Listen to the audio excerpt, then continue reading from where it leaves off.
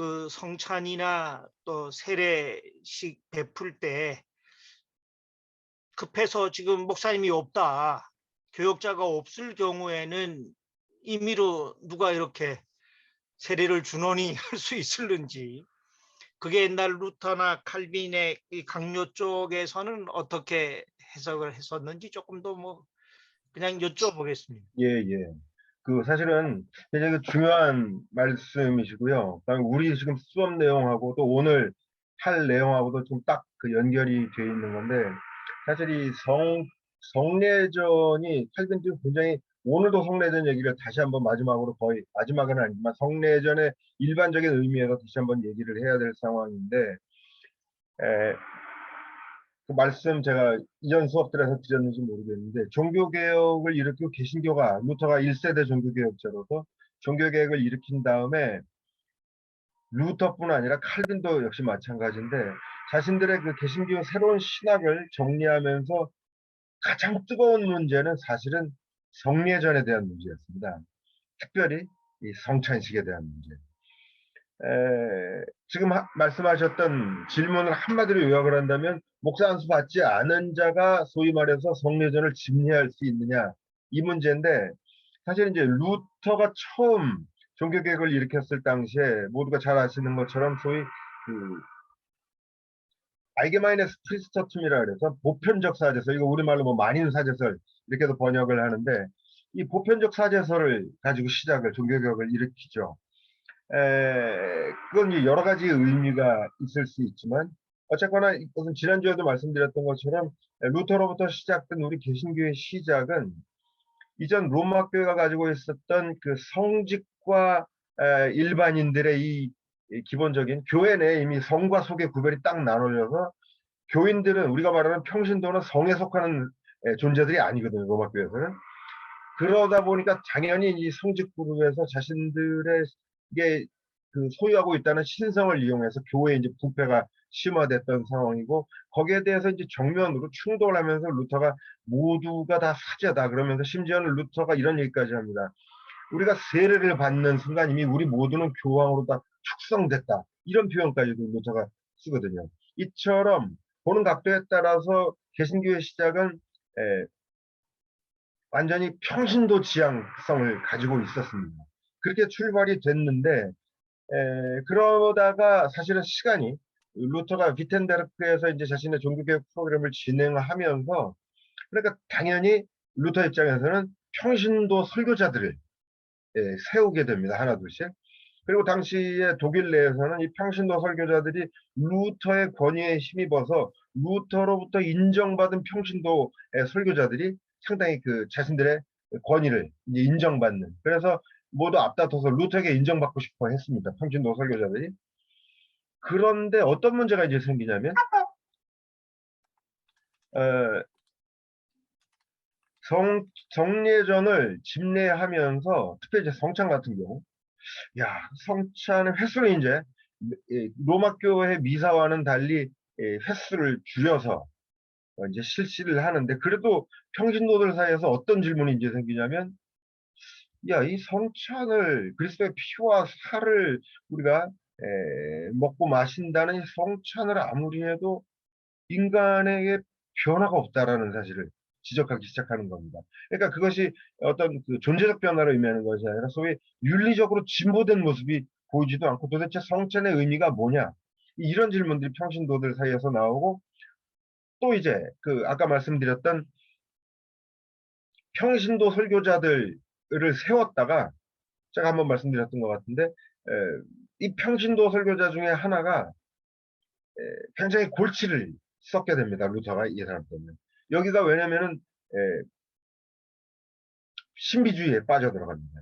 그래서 나중에 이 사람이 루터의 말도 안 듣고, 그래서 나중에 제세례파로 스위스로 내려가서 제세례파와 합류하면서 두고두고 이제 골칫거리가 되죠. 시간이 어느 정도 지난 다음부터, 그래서 루터는 사실은 보편적 사제설 얘기를 잘 하지 않습니다. 이 말은 보편적 사제설이라고 하는 진리, 성서적 진리입니다. 이 진리를 루터가 철회한 것이 아니라, 이것을 현실 교회에 접목하는 과정에서 어려움이 생긴 거죠. 무슨 말이냐? 쉽게 얘기해서 성서에 대한 전문적인 지식이 없는 에, 사람들에게 설교를 하는 것이 과연 건강하지 못하다라는 그런 판단을 루터가 이제 하게 되죠. 이게 이제 1세대 종교개혁자 루터가 종교개혁을 일으키면서 처음에 보편적 사제설과 함께 시작됐던 종교개혁이 현실적인 문제에 직면하면서 이제 생기게 된 현상이었습니다. 칼빈은 이제 2세대 30년 정도 지났죠. 2세대 종교개혁자로서 등장하면서 1세대 종교개혁이 가지고 있었던 문제를 이미 어느 정도 상당히 숙지하고 있습니다. 그래서 칼빈에게 있어서는 그 교회 직분을 얘기할 때도 지난 뭐 앞선 시간에도 얘기했습니다만은 가르치는 이라 그래서 신학자를 정확히 교회 직분의 하나로 집어넣을 정도로 직분 속에 강조를 하고 그러면서 이제 지난 시간도 오늘도 또 얘기가 나오겠습니다만은 하나님 말씀과 성례전의 관계를 이제 완전히 확립을 하게 됩니다. 루터에게서는 제가 이거에게도 지난 학기인가요? 말씀을 드렸는지 모르겠는데 루터의 제일 큰 문제는 성례전, 성찬식을 어떻게 이해하느냐의 문제로 고민을 하다가 결국에는 스위스 쭈리히에 있었던 1세대 종교개혁자 쯔빙글리랑 갈등을 일으키죠. 루터는 아직 로마의 화채설, 신비라기보다는 거의 뭡니까? 아바글라베, 갑자기 우리말이 생각이 안 나네. 미신에 가까운 로마 교회 성찬 이해를 받아들이기는 어려운데, 그러나 성찬에 등장하는 성물들이 그리스도와 피와 살이라고 하는 사실까지 폐기시킬 수는 없었습니다. 그래서 이거 어떻게 이해해야 되나 고민을 했죠. 반면에 로마 교회는 그거를 분병분잔을 통해서 먹으면서 그게 그리스도의 피와 살로 신비하게 변화된다고 가르쳤단 말이죠. 루터가 고민을 하고 있는데 스위스에 있었던 쭈리히가 나타나서 한마디로 기념이라고 얘기를 해버립니다. 그 말은 뭐냐면 떡과 포도주는 그리스도의 피와 살도 아니고 파리바게트에서 사온 빵이고 포도주에 불과하다고 이렇게 얘기를 해버린 겁니다. 그리고 성찬을 하는 것까지도 우리 편에서 기념하기 위한 거다. 이 말은 굉장히 중요한 신학적인 함의를 담고 있습니다. 그건 뭐냐? 성찬의 주체가 그리스도가 역사에서 일어나는 현장이 아니라 우리 편에서 우리가 그를 기념하기 위한 것이다라고 얘기를 한 거죠. 그래서 결국에는 마부룩 종교회의라고 하는 종교회의를 통해서 종교개혁이 일어나고 불과 10여 년 만에 당시 독일에 대표한 루터와 멜랑이톤, 그 다음에 스위스와 프랑스에 있었던 개혁교회 1세대 종교개혁자들이 다 모입니다. 프랑스에는 불링어라든가 마틴 부처, 슈트라스부르크에 있었죠. 그다음에 쭈리히에 있었던 쯔빙글리가 함께 독일의 마부르크에 모여서 종교회의를 일으키고 10월 말 11월 초까지 4박 5일 정도 합숙을 하면서 회의를 하다가 결국에는 결렬이 되어버립니다. 그게 개신교 역사의 최초의 교단 분열입니다. 그게 뭐냐면 루터교와 개혁교회, 루터교와 장로교회의 교단 분열이었던 거예요. 2세대 넘어오면서 칼빈은 바로 1세대 종교개혁자들이 가지고 있었던 성례전의 문제를 누구보다 지금 잘 정확히 알고 있습니다.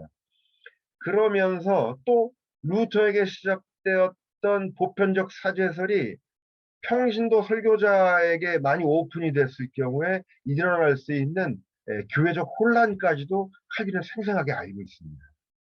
그러면서 2세대 종교개혁자 칼빈은 이제 그 교회 내 직분을 이렇게 정리를 하면서 우리 장로교 교단 헌법에 따르면 뭐 다들 아시지만은 안수받은 목사만이 설교와 성찬을 집례하도록 되어 있는 것이 이미 2세대 종교개혁자인 칼빈에게서부터 정확히 시작이 된 얘기입니다. 왜냐? 지금 말씀드렸던 이런 배경 속에서 그리고 무엇보다 오늘 다룰 얘기 중에 하나인데 이 사크라멘트, 성례전이라고 하는 것이 무엇이냐, 성례전의 본질이 무엇이냐를 정리함에 있어서 1세대 종교개혁자였던 루터와 츠빙글리는 성물들을 갖고 싸웠어요. 떡과 포도주의 떡과 포도주가 그리스도의 피와 살로 어떻게 변화되는가? 이들의 관심은 1세대 종교개혁자들의 관심은 떡과 포도주에 있었습니다. 그래서 로마 교회는 이것이 미신적으로 그리스도의 피와 살로 변화된다라는 가르침으로부터 루터가 하지만 그리스도의 피와 살을 포기할 수 없었기 때문에 고민을 할 때 걷다 대고 찔링글리는 그거 그냥 빵집에서 사온 거 이렇게 얘기를 해버렸단 말이죠. 바로 이게 1세대 종교개혁자들이 여전히 성찬, 특별히 사크라멘트에 대해서 갖고 있었던 문제의식이었다면 2세대 칼빈으로 넘어오면서는 이제 성례전에 대한 이해가 완전히 바뀝니다. 어떻게 바뀌느냐? 하나님의 말씀의 관계 속에서만 성례전을 인정을 하는 분위기로 가는 겁니다. 바로 그렇기 때문에 그렇다면 하나님의 말씀은 누가 전하느냐? 1세대 종교개혁자 루터에게 보여줬었던 평신도 설교자에게 하나님 말씀을 전하게 했을 때 생기는 그 여러 가지 혼란을 피하기 위해서 칼빈에게 오면은 정확히 신학교육을 받은 이들이 목사가 돼야 되고 그들이 하나님의 말씀을 선포할 권한과 의무가 있다고 봅니다. 그리고 그 선포된 하나님 말씀과 성찬식과 성례전이 바로 연결되어 있기 때문에 그런 의미에서 성찬을 위시한 성례전 또한 하나님의 말씀을 전하는 목사만이 할 수 있다. 이렇게 이제 교회 직제가 굳어지게 되는 겁니다. 그런데 다시 말씀드리지만 1세대 종교개혁자였던 루터의 출발점, 그것은 보편적 사제설입니다. 그리고 이 기본적인 개신교의 핵심 진리는 칼빈도 포기하지 않습니다. 그렇기 때문에 칼빈이 교회의 직제를 정리하면서도 이 직제가 로마 교회가 얘기하는 수직적인 하이라키가 아닙니다. 조금 더 정확히 표현한다면 기능적인 구분을 할 뿐이지 수평적인 그러나 기능적인 차이만을 얘기하고 있거든요. 그런 의미에서 사실은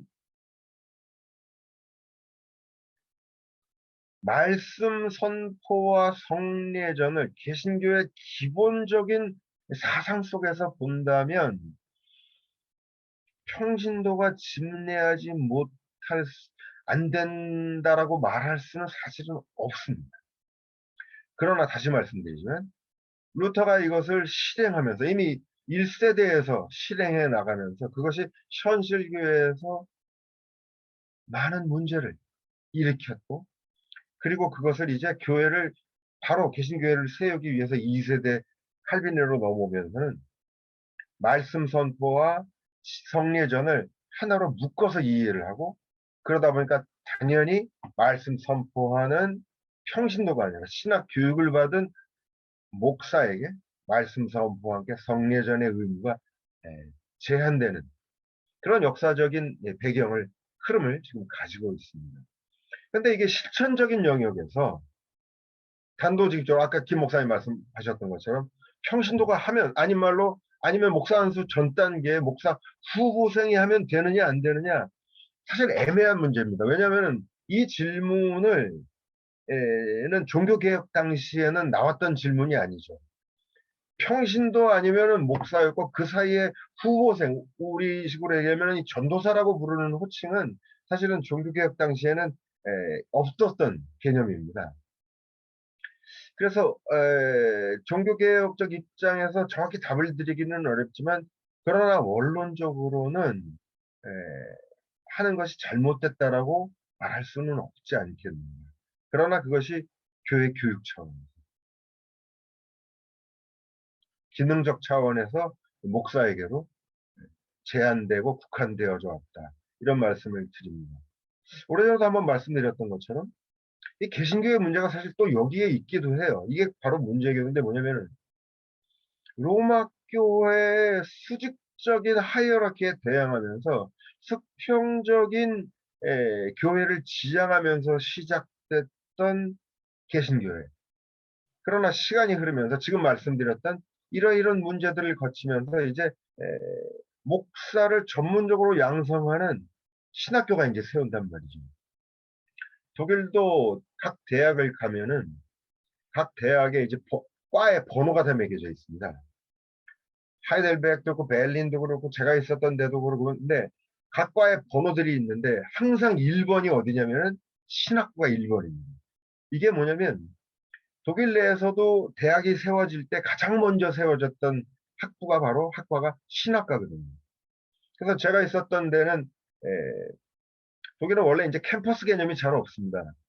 그래서 저쪽 시내 이발관 옆에 법학부가 있으면은 이쪽에 극장 옆에 신학부가 있고 막 이렇게 흩어져 있는데 제가 있던 데는 보쿰이라는 곳은 이제 서울대하고 자매결연이 되어 있는데 그래서 서울대가 저희 있었던 보쿰대를 보고 지어졌다는 얘기도 있었는데 하여튼 제일 번호가 빠르기 때문에 제일 먼저 세워졌기 때문에 8층 제일 꼭대기에 신학부가 있습니다.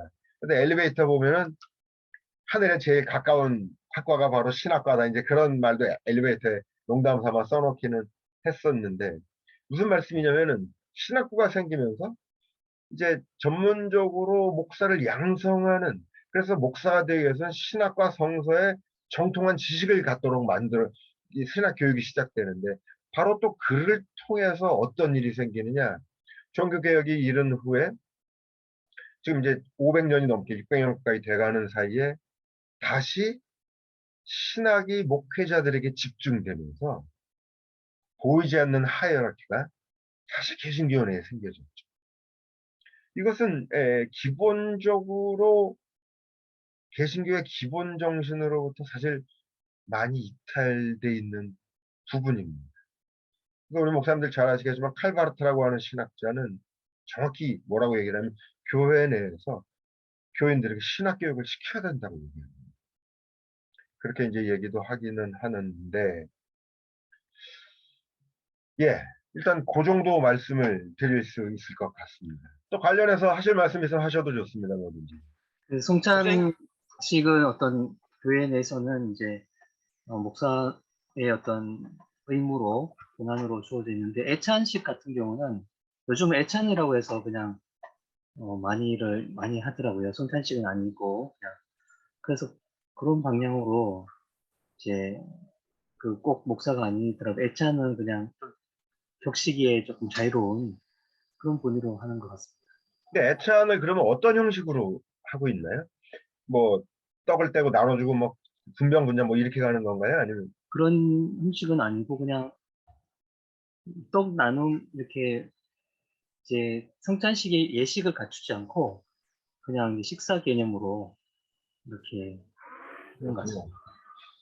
사실은 이 성찬 개념 자체가 완전히 이제는 성례전으로 세레머니화가 돼서 지금 그런데 성찬의 기원 성서적으로 봐도 함께 식사를 나누는 거죠.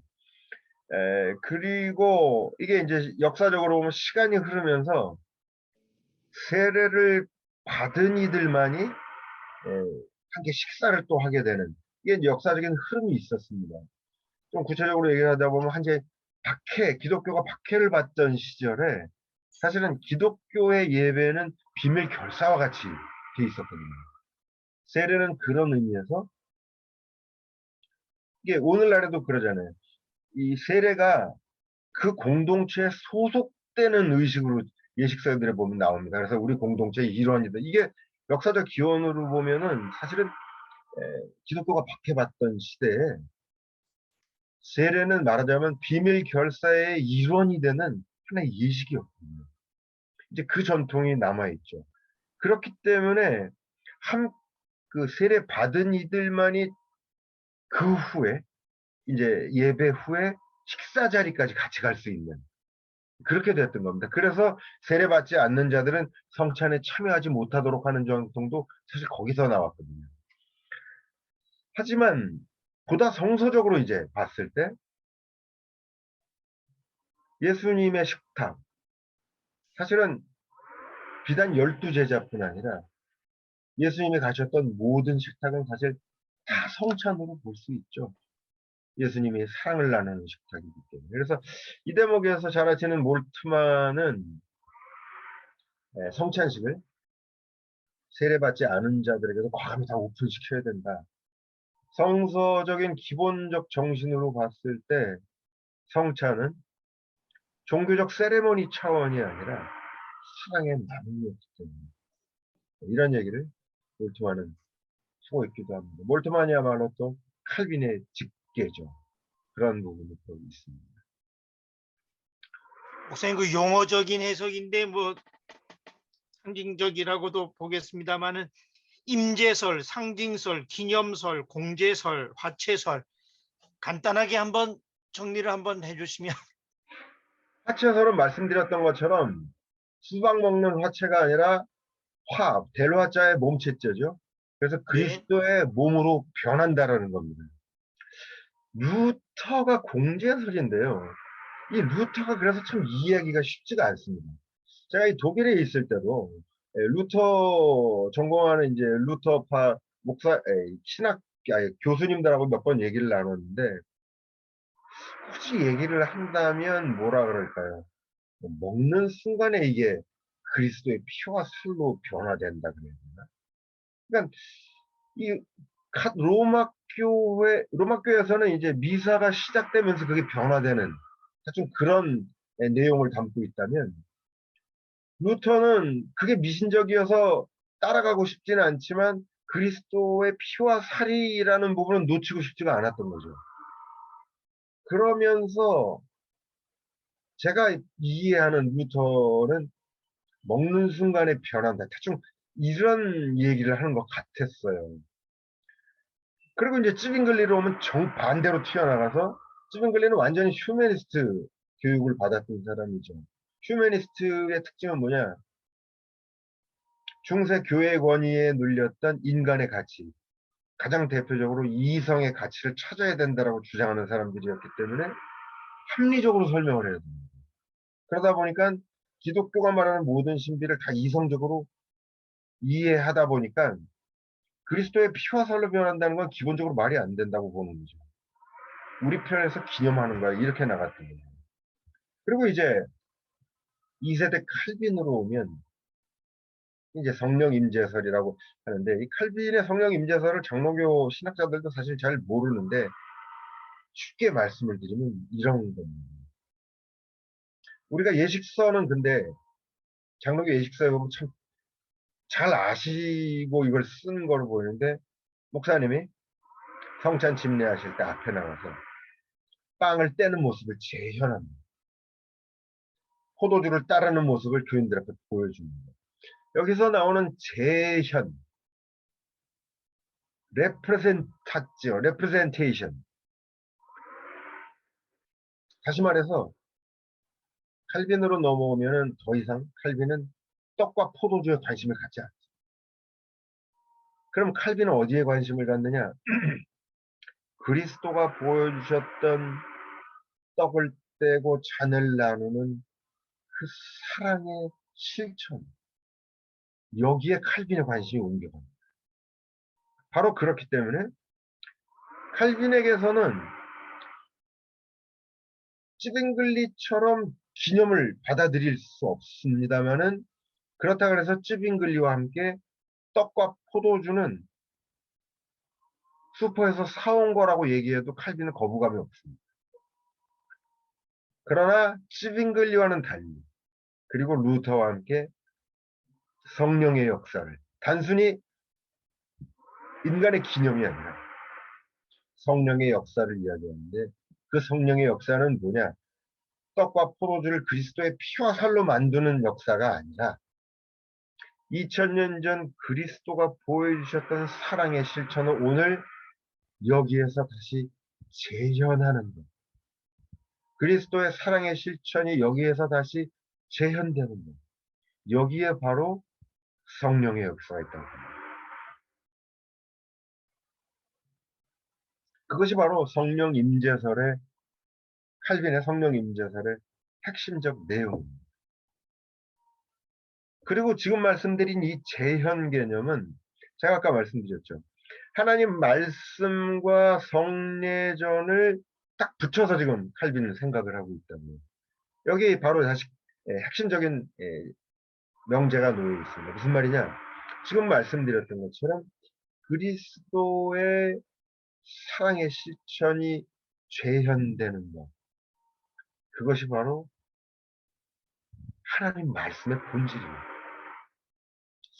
제가 이 수업 시간에도 말씀드렸는지 모르겠는데, 우리가 성서를 왜 하나님 말씀이라고 부르는가? 설교가 왜 하나님 말씀인가?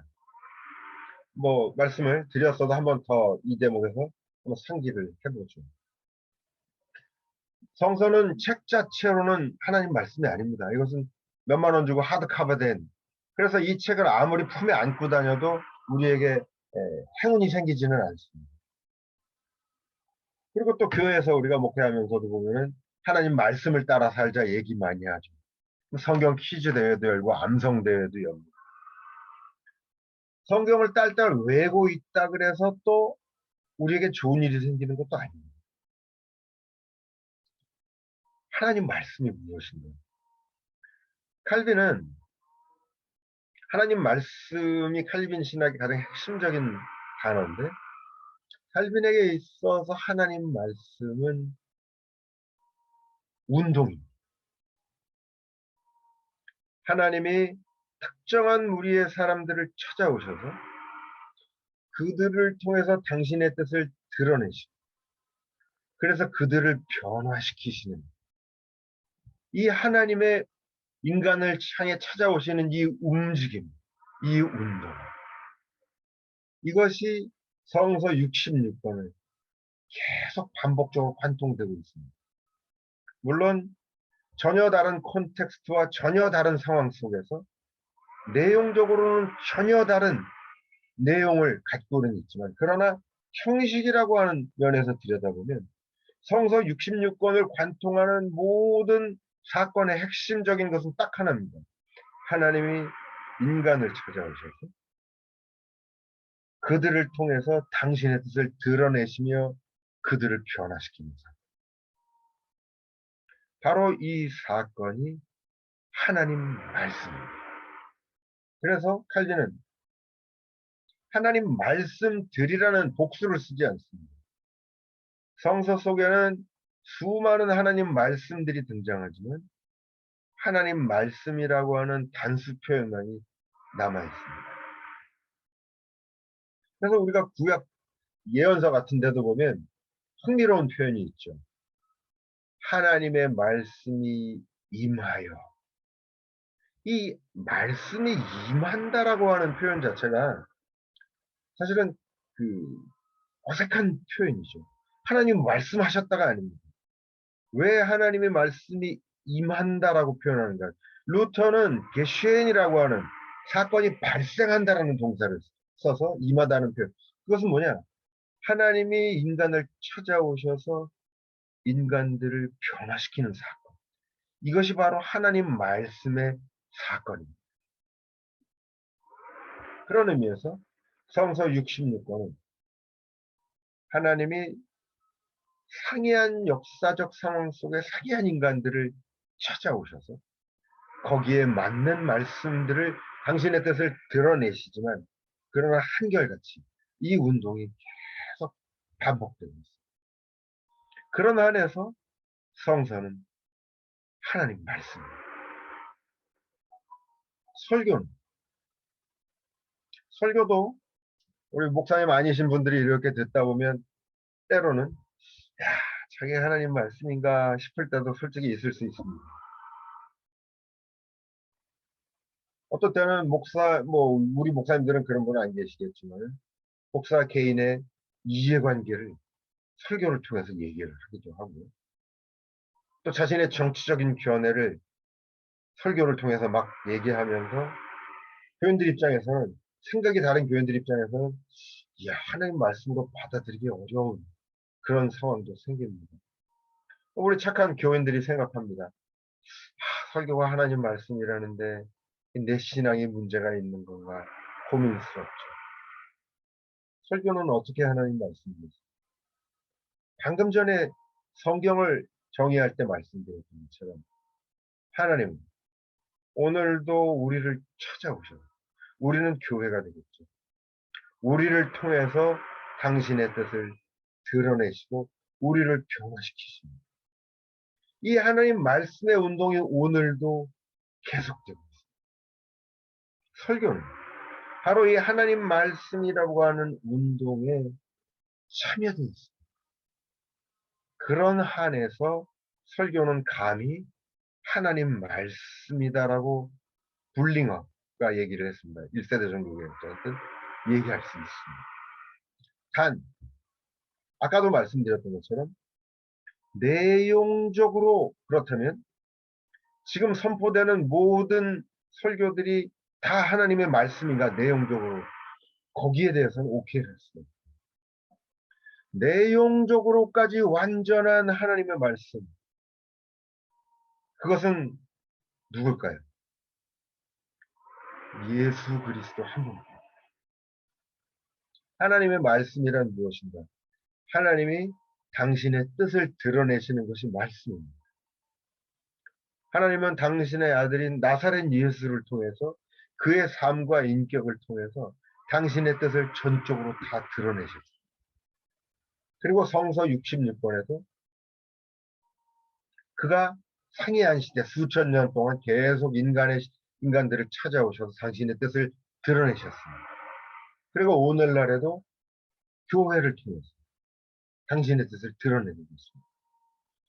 이런 의미에서 예수 그리스도와 성서, 설교는 하나님 말씀의 세 가지 형태들로 볼 수 있습니다. 그리고 이 하나님 말씀의 가장 진정한 하나님 말씀의 원형적인 형태는 예수 그리스도에게 있습니다. 예수 그리스도는 누굽니까? 하나님이 한 인간 나사렛 예수를 찾아오셔서 그의 삶과 인격을 통해서 당신의 뜻을 완전히 드러내시는 것이 예수 그리스도입니다. 그 하나님, 그렇기 때문에 우리는 그를 하나님을 완전히 드러내는 계시라고 부릅니다. 그리고 동시에 하나님의 말씀이라고 부릅니다.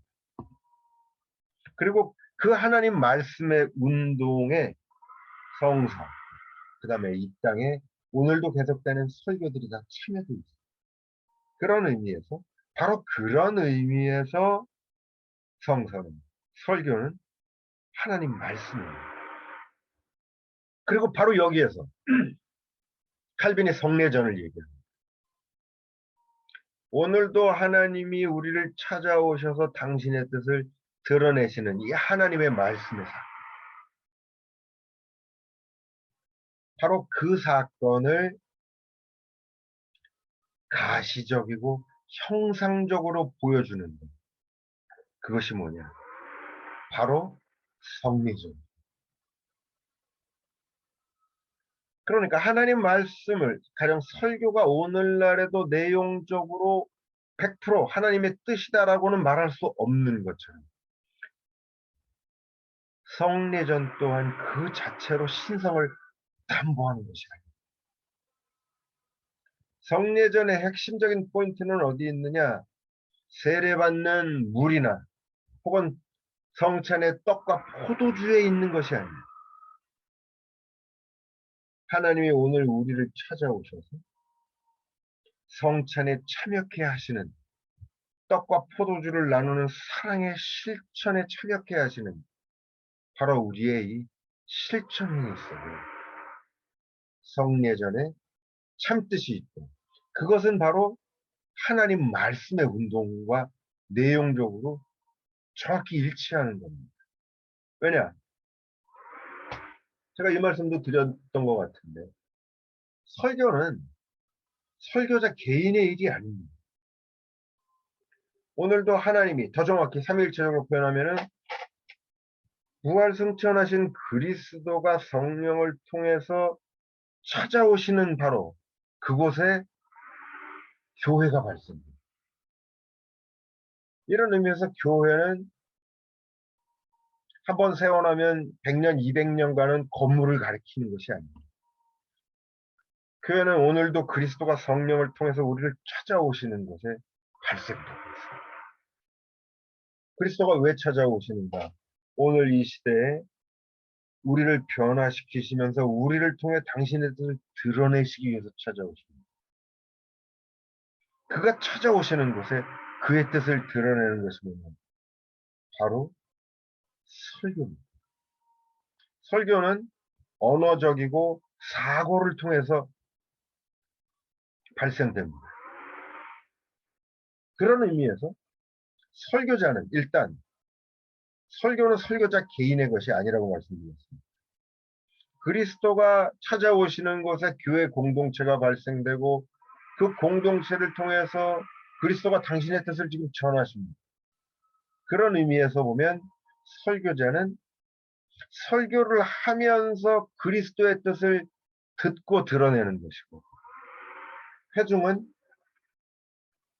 설교를 들으면서 그리스도의 뜻을 또 듣고 드러냅니다. 설교자와 회중 사이에는 설교자가 하나님의 말씀을 일방적으로 전하고 회중은 듣는 사람이 아닙니다. 설교자 역시도 전하면서 듣는 것뿐입니다. 역할의 차이가 있습니다. 엄밀한 의미에서는 설교자나 회중이나 다 듣는 자들일 뿐입니다. 정확히 표현한다면 설교자는 전하면서 듣는 자요, 회중은 들으면서 듣는 자입니다. 이런 의미에서 설교자는 자신 스스로가 이게 내 일로 보는 것이 아니라 우리 공동체를 향한 그리스도의 뜻을 전한다라고 하는 공동체와 함께 있다라는 의식을 가져야 됩니다. 그런 의미에서 오늘 안 들어오셨지만 표 목사님 같은 경우에 몇 시간 전에 말씀하셨지만 예배 마치면은 본인 설교 갖고 교인들이랑 디스커션을 하신대잖아요. 사실은 쉽지 않습니다. 뭐 속된 말로 간이 굉장히 큰 목사님이다 생각은 되지만 굉장히 이상적일 수 있습니다. 왜냐? 그 정도 각오와 준비로 설교가 준비가 돼서 교인들과 함께 내가 오늘 전한 이 말씀이, 감히 전한 이 말씀이 그리스도께서 우리 모두에게 주시는 말씀입니다라는 그 각오로 설교를 만들면, 그 다음에 교인들 입장에서 그 말씀을 듣고서 함께 목사님이 전한 이 말씀의 내용이 지금 우리 모두에게 전해진 그리스도의 말씀이라는 그 의식 속에서 함께 토론할 수 있다면 원론적으로 보면 굉장히 긍정적으로 볼 수 있습니다. 또 동시에 다른 측면이 하나 있습니다. 이 목사들의, 저도 뭐 그렇습니다만 욕을 많이 먹는 문제 중에 하나는 속된 말로 목사들이 말을 잘한다 그러지 않습니까? 무슨 말씀이냐면 정서적으로 봤을 때 하나님 말씀 그리고 거기에 참여된 설교는 단순히 언어나 머리나 입술의 문제가 아닙니다. 아까 하나님 말씀이 임하여 가라사대 이런 표현이 주는 것처럼 설교 자체가 이미 단순히 언어 행위가 아니라 전인간적인 실천 행위입니다. 그 말은 뭐냐? 이게 이제 우리 설교자들의 한계고 인간적인 약함이죠. 우리는 실천 안 하면서 좋은 얘기만 해대고 있다는 거죠. 이것은 엄밀히 성서적 의미에서 하나님 말씀에 속하는 설교가 아닙니다. 진정한 의미의 설교는 그것 자체가 이미 실천입니다. 그 말은 뭐냐? 설교자 자체의 삶의 실천을 걸고, 그래서 그 설교와 설교자 자신의 삶이 분리되지 않는 그 차원에서 나오는 것이 성서적 의미에서 설교입니다. 바로 그렇기 때문에 이제 회중들 역시도 자신의 들음 자체가 자신의 삶을 함께 내포하고 있어야 된다는 거예요. 설교자 자신이 설교가 들음을 지금 전함으로써 듣는다고 말씀드렸는데, 그 전함 자체가 설교자의 삶을 건 실천이라면 회중들 역시도 들음 자체가 삶을 같이 담보하고 있어야 된다는 거예요. 그러나 회중이나 설교자 모두 설교와 삶 자체의 분리 현상이 여전히 많죠. 그것은 우리의 약함입니다만 성서적 의미에서 하나님 말씀으로 불리는 설교, 그 자체가 이미 실천을 담보하고 있는 것이고 또 설교자 자신의 것도 아니고 공동체로 향한 말씀입니다. 이 하나님 말씀은 그렇지만 설교는 언어 행위입니다. 1차적으로. 그리고 사고 행위를 전제하고 있죠. 하나님이 우리를 찾아오셔서 당신의 뜻을 드러내시는 이 하나님 말씀의 운동에 설교는 사고와 언어를 통해서 참여되어 있습니다. 원론적으로는 우리의 실천을 다 걸고 있습니다. 동일한 것, 하나님이 우리를 찾아오셔서 우리와 함께 하시고 우리를 변화시킨다는 이 하나님 말씀의 사건을 이제 성례전, 성찬식과 타우페, 세례가 그대로 보여줍니다. 어떻게? 여기에는 더 이상의 언어도 더 이상의 사고 노름도 필요 없습니다. 우리 모두가 그저 몸으로 실천하기 때문에. 그런 의미에서 어떤 의미에서는 설교보다 성례전이 훨씬 더 직접적이고 강렬하게 우리에게 하나님 말씀을 지금 보여줍니다. 그리고 칼빈도 그렇고 루터도 그렇지만은 바로 이런 차원에서 성례전에게 어마어마하게 큰 시각적인 의미를 주고 있습니다. 그런데 이제 여기서 루터와 칼빈이 또 갈라지는 거예요. 아까도 말씀드렸던 것처럼 루터는 성찬을 이해할 때 아직 로마교의 화채설로부터 많이 벗어나지를 못합니다. 그러다 보니까 어떤 얘기를 하느냐? real presence. 그리스도가 떡과 포도주의 real presence라고 실제로 존재합니다. 반면에 칼빈으로 오면 더 이상 칼빈이 볼 때는 제가 아마 보는 것처럼 야, 이 루터 아저씨도 로마교회랑 별 차이가 없어. 이렇게 생각을 분명히 했을 겁니다. 칼빈의 관점은 거기에 있지 않습니다. 그리고 또 한 가지는 바로 이 부분이 이제 신학적으로 보면 성령의 역할로 가는데 루터에게는 물론 성령 얘기가 나오지만 우리가 이제 개혁교회 신학자들이 독일에 있을 때도 그런 얘기를 가끔 했습니다만 루터가 아직 조직적으로 사고를 잘 못한다는 얘기를 합니다. 그건 뭐냐면은 삼위일체적으로 특별히 성령의 역할 부분이 체계화가 안 돼 있습니다. 방금 말씀드렸던 것처럼 떡과 포도주의 그리스도가 리얼 프레젠스라고 얘기를 해거든요. 그러나 칼빈에게 오면은 리얼 프레젠스는 말이 안 됩니다. 왜? 그리스도는 부활 승천하셔서 하늘에 계시고. 그럼 여기에서 아까 representation, 재현은 어떻게 되느냐? 바로 성령을 통해서. 이 땅에서 일어난 모든 교회를 통한 실천들은 그리스도께서 성령을 통해서 역사하시는 겁니다. 그리고 이제 이 부분이 개신교 내에서 루터와는 다르게 이제 성령이 강조가 되는 부분인데 이것이 이제 미국 쪽으로 건너가면서 소위 오순절주의 계통으로 가면서 성령의 이해가 소위 열광주의나 신비주의적인 이해로 많이 갑니다. 그러나 칼빈에게 있어서 요한복음에 나와 있는 것처럼 성령에 대한 이해는 뭐냐? 그리스도가 말씀하십니다. 보혜사 그가 오시면 내가 너희에게 가르친 것을 기억나게 하리라. 다시 말해서 2000년 전에 활동하셨던 그리스도의 삶을 오늘 이 땅에서 다시 이 땅의 상황에 맞게 재현하게 하시는 분. 그가 바로 성령입니다. 이 각도에서 오순절주의 계통이나 혹은 신비주의에서 말하는 성령 이해가 그래서 그들이 말하는 신비한 기적의 현상 그게 그리스도 성서가 보도하는 그리스도의 삶과 도대체 무슨 상관이 있습니까? 2000년 전에 그리스도가 보여줬던 그 사랑과 삶의 실천을 오늘 이 땅에서 재현하는 데 바로 성령의 역사가 있습니다.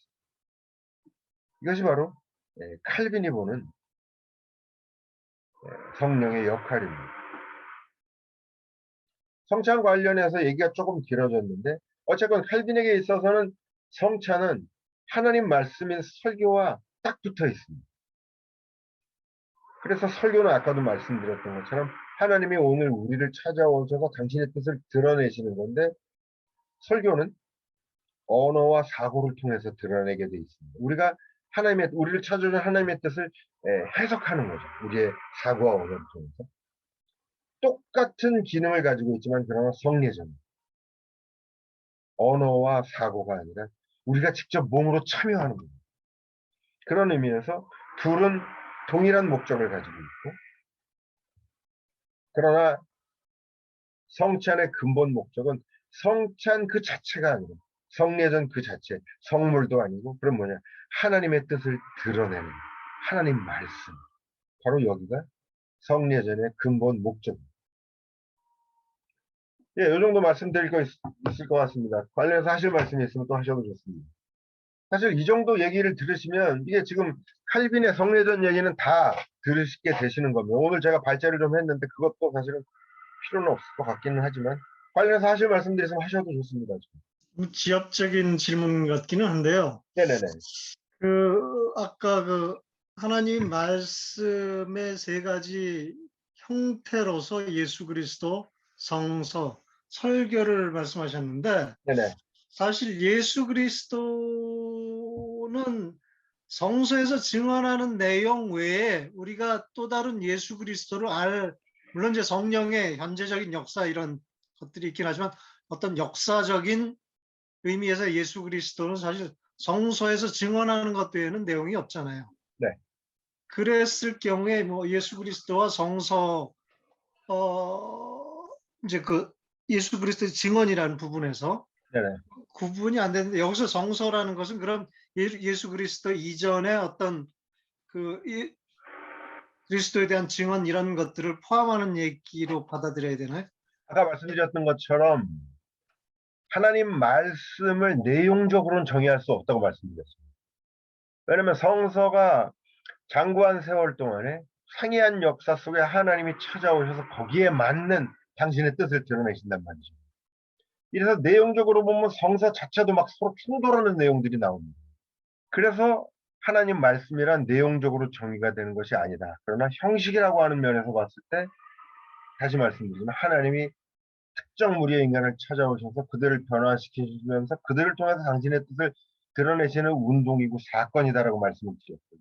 바로 이 형식이라고 하는 이 형식을 가장 정확하고 가장 진정성 있게 보여주는 것이 바로 예수 그리스도의 인격과 삶이죠. 더 간단히 얘기하면은 복음서가 얘기하는 것처럼 예수 그리스도의 이름은 뭡니까? 임마누엘.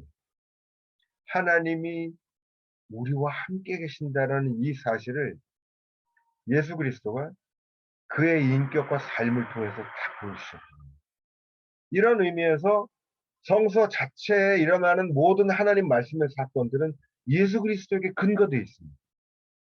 구약의 무수한 사건, 하나님 말씀의 사건들과 신약의 많은 사건들 한복판에 예수 그리스도가 서 있고, 이 예수 그리스도를 정점으로 성서는 이해되어야 됩니다. 그 말씀을 드리는 겁니다. 물론 말씀하셨던 것처럼 예수 그리스도에 대한 내용적인 기록이 없습니다. 복음서 이외에는 바울 서신만 가도 예수에 대한 일대기나 소위 바이오그래피 같은 건 전혀 등장하지 않습니다. 그럼에도 불구하고 다시 말씀드리죠. 그의 삶과 인격을 통해서 정확히 나오는 것은 뭐냐? 하나님이 우리와 함께 하시는 임마누엘. 이것이 그의 삶과 인격 속에 보여줬다는 건데, 이제 그러니까 내용적인 측면을 그러면 어떻게 할 것이냐? 여기에 바로 뭐가 남느냐? 우리에게 성서 해석의 과제가 남습니다. 오늘날 모든 설교들이 먼저 성서의 본문을 붙잡고 성서를 해석합니다. 이 땅의 모든 성경 공부들 또한 다 성서를 해석합니다. 이것이 뭐냐? 이제 오늘 우리에게도 그리스도가 찾아오셔서 당신의 뜻을 드러내시는데 성서가 우리에게 주어져 있습니다. 성서의 그 수많은 콘텍스트 속에서 나왔던 하나님의 뜻을 오늘 우리 상황과 비교 속에서 보는 겁니다. 그러면서 하나님이 이 상황에서 이렇게 말씀을 하셨다면 오늘 우리 상황 속에서는 이렇게 원하시겠군요. 이것을 우리가 소위 유사성 속에서 발견하는 겁니다. 그러면서 이제 내용적으로도 접근해 가고 있습니다. 사실은 뭐 거창하게 말씀드렸지만 우리가 교회 안에서 늘 하는 성경 공부와 설교가 다 그런 겁니다.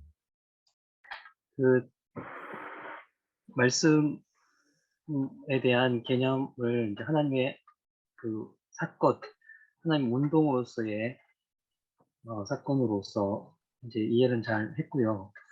이제 이 부분을 이제 그 자체로는 잘 이해되는데 계시적인 계시론, 계시의 차원에서 하나님의 자기 계시의 차원에서 두 가지 뭐 특별 계시하고 일반 계시 있을 때 특별 계시는 말씀, 성서를 통해서 우리에게 하나님을 나타내시고 자연을 통해서 일반적으로 보여준다고 했을 때 성서가 어떤 계시의 종결성, 정경론 입장에서 계시의 계시가 완결되었다는 측면에서 성서가 이미 하나님의 말씀을 충분히 다 드러낸다고 하는 그 관점이 뭐 축자 영감설이나 뭐 성경 자체는 하나님의 온전한 것을 다 드러낼 수 없지만 그 불완전한 성서를 통해서 하나님의 자신을 다 드러내신다는 그런 바르트 입장이나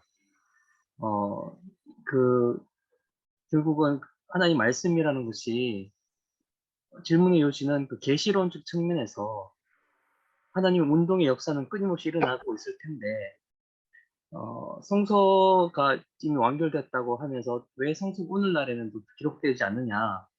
제가 한번 조신학 교수님한테 이야기했을 때 이미 계시가 종결된 거 아니야? 이렇게 말씀하시더라고요. 그러니까 제가 이제 궁금했던 건 뭐냐면 하나님 운동의 역사가 말씀 성서로 기록되어져 왔고 또 그 기독교 역사 속에서 정경화되어가는 과정도 하나님 역사 속에 일어난 일인데 오늘날 그 하나님 역사 운동을 새롭게 기록을 함으로써 그 사도행전에 보면 백투더 예루살렘이라고 저기 온누리교에서 예전에 하영주 목사님 했던 것처럼 새롭게 더 기록되어질 수 없느냐, 열리지 않았느냐 그런 질문에는 닫힌 어떤 대답을 이야기를 하시는데 그런 점을 좀 어떻게 해결을 좀 해주셨으면 좋겠습니다. 제가 그러니까 키포인트는 어디에 있냐면 그 계시가 열려 있고 닫혀 있고 2차원이 아니고요. 예수 그리스도에게 있어요. 그러니까 예수 그리스도에게 나타난 계시는 완전한 계시. 왜냐면은 우리의 출발점이 예수 그리스도예요. 예수 그리스도의 신앙으로부터 우리는 출발한다는 거죠. 아까 일반 계시, 자연 계시 얘기하셨는데 그거는 이제 완전히 다른 카테고리의 문제라서 그건 나중에 좀 얘기할 기회가 있으면 모르겠습니다만 어쨌거나 우리가 예수 그리스도 외에 다른 계시가 있느냐 이렇게 묻는 것 자체는 칼빈이나 개혁교회 신학 전통에서는 받아들일 수 없는 질문입니다. 딱 하나님의 뜻을 완전히 드러내는 예수 그리스도로부터 시작해요. 그 부분은 흔들리면 그리스도 신앙 자체가 흔들리는 거예요. 우리는 거기서부터 시작해요. 그리스도를 믿는다라는 건 뭐냐? 예수에게서 성육신 됐다는 뭐가? 하나님의 아들 혹은 하나님의 말씀 로고스라고 하는 것이 그것이 나사렛 예수의 몸을 입고 이 땅에 오셨다는 거죠. 그게 성육신이에요. 거기가 우리의 출발점이에요. 우리의 출발점은 사실 로고스도 아닙니다. 나사렛 예수가 우리의 출발점입니다. 그렇기 때문에 나사렛 예수에게서 그럼 계시된 하나님의 뜻은 뭐냐? 그가 우리와 함께 하신다는 임마누엘 사건이고 그리고 성서 66권이 하나님이 우리와 찾아오셔서 우리와 함께 계신다는 사건들이 계속 반복적으로 일어나요. 그러나 다양한 상황 속에서. 그러니까 저는 사실은 새로운 성서가 쓰여져야 되느냐 그 필요가 별 의미가 없어요. 다시 말씀드리면 이 땅 위에 설교들이 오늘도 계속되고 있습니다. 계시라고 볼 수는 없죠, 물론. 계시에 대한 증언이죠. 왜냐? 아까도 말씀드렸던 것처럼 표현을 이제 달리 해본다면 이럴 수 있죠. 하나님이 나사렛 예수를 찾아오셔서 나사렛 예수와 함께 계셨어요. 나사렛 예수는 자신의 인격과 삶을 통해서 자신과 함께하는 하나님의 뜻을 해석해냈습니다. 그랬을 때 자신을 찾아왔던 하나님의 뜻과 예수 그리스도가 해석해낸 것 사이에는 거리가 없어요. 그게 계시죠. 하나님의 뜻을 있는 그대로 다 드러냈던 거죠.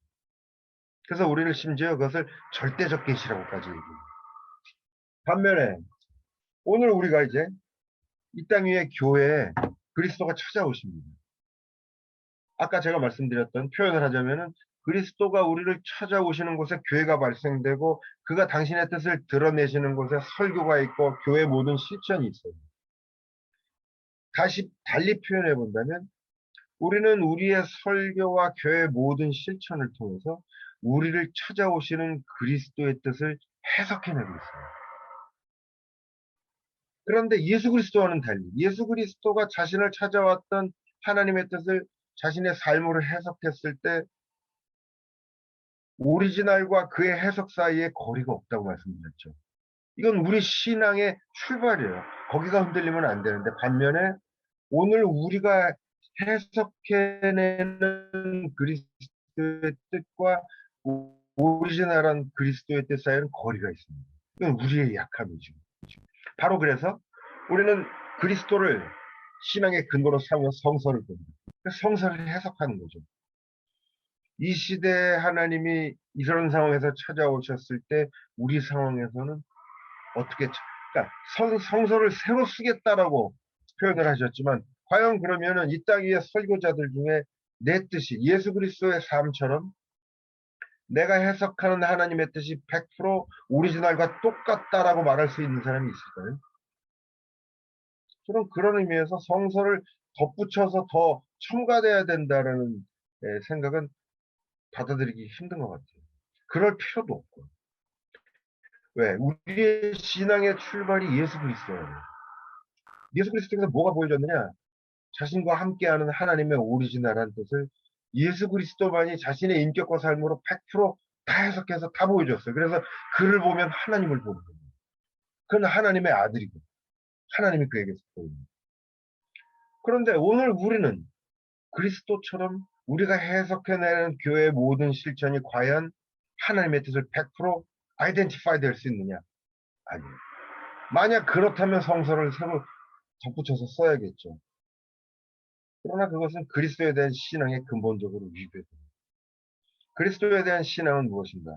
그리스도의 인격과 삶만이 하나님의 뜻을 100% 해석해냈다라고 하는 사실을 받아들이는 것. 그것이 우리가 나사렛 예수를 하나님의 아들로 받아들이는 것. 그리고 거기가 우리 신앙의 출발이에요.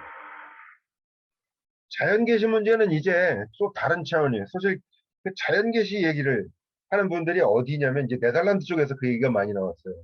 아브라함 카이퍼라든가 그다음에 또 그 헬먼 바빙크 이분들이 이제 칼빈 해석을 하면서 쉽게 얘기하면 뭐냐면 성서와 예수 그리스도를 통해서 특별한 계시가 있는데 자연을 통해서 혹은 인간의 역사를 통해서도 하나님이 당신의 뜻을 드러내신다. 이제 이런 얘기를 하고 그것을 칼빈이 얘기했다라고 얘기를 하는데 그게 이제 네덜란드 신학이 갖는 한계이자 문제입니다.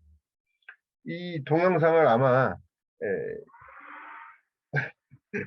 저희 이제 네덜란드 쪽에서 공부하시는 다른 교단 목사님들이 보실 수도 있는데 용서하십시오만은 그 이제 칼빈의 일권 기독교 강요 1권 때문에 그런 오해가 생기는데 그러니까 이 1권이 이게 지금 동영상이 제작이 안 돼서 그러는데 칼빈이 1권에서 했던 얘기는 자연계시 얘기가 아니에요. 그 역시도 아까 말씀드렸던 하나님 말씀에 이해에 있어요.